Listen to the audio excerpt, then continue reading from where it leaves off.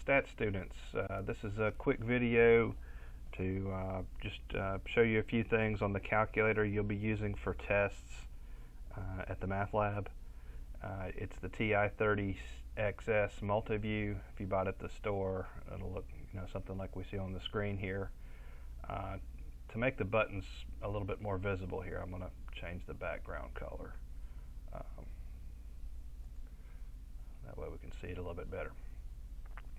Okay, so first thing, on your calculator, if you're in a stats class, the first thing you're going to want to do is make sure this calculator is in classic mode. So notice there's a mode button right there. Click that. And this is just an enlargement of the screen here. Notice the last option, classic or math print. Right now, by default, math print is highlighted. Click down, highlight classic, hit enter, and there you go. Now it's in classic mode. This is the best mode to use in statistics, because in statistics you're going to want a lot of decimal answers for things. So this would be better than math print. Math print will give you fractions and things like that.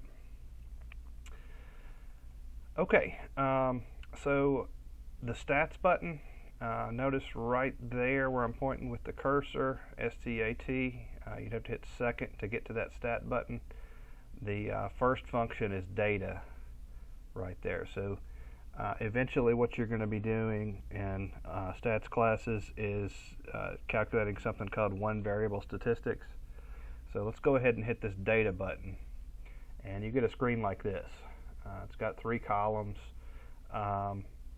Early in the class, when you use this, you can just put your data into one column. So let's just put some random numbers in here. I mean, you would of course put the numbers that would go with your particular problem in, but just type them in, and you can just hit the down arrow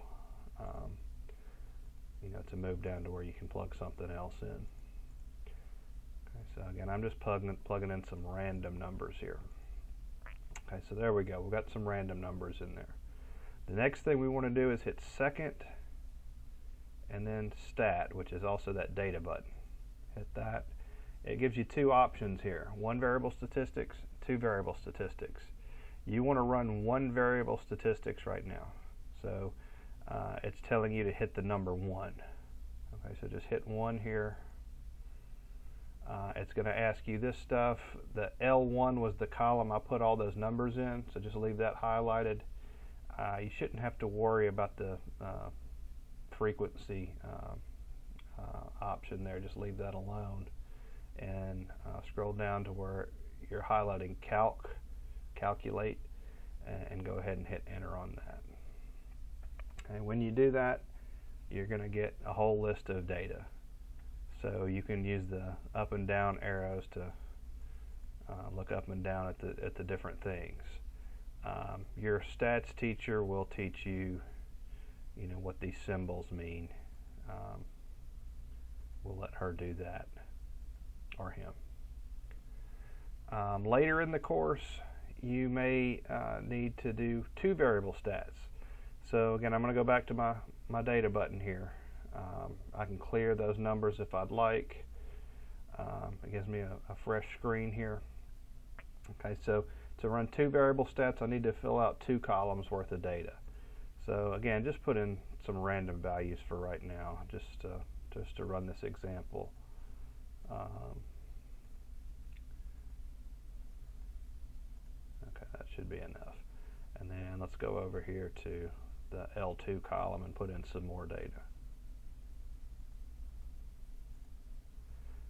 Think of these 2 columns as being X and Y. So that first column, L1, is like your X values, and the second column, L2, is like your Y values. Okay. So I've got data in both of those columns now. Hit second, stat, and this time I want to run 2 variable statistics, so that's going to be option 2. So I'm just going to hit the number 2 on the keypad here. So there you go, just like what we were talking about. The X data is L1, your Y data is L2. If for some reason you had typed that data in backwards, I mean, you could change the columns up there, and then we'll go down to calculate and let it run, and we get all this data again. So if I scroll down through here,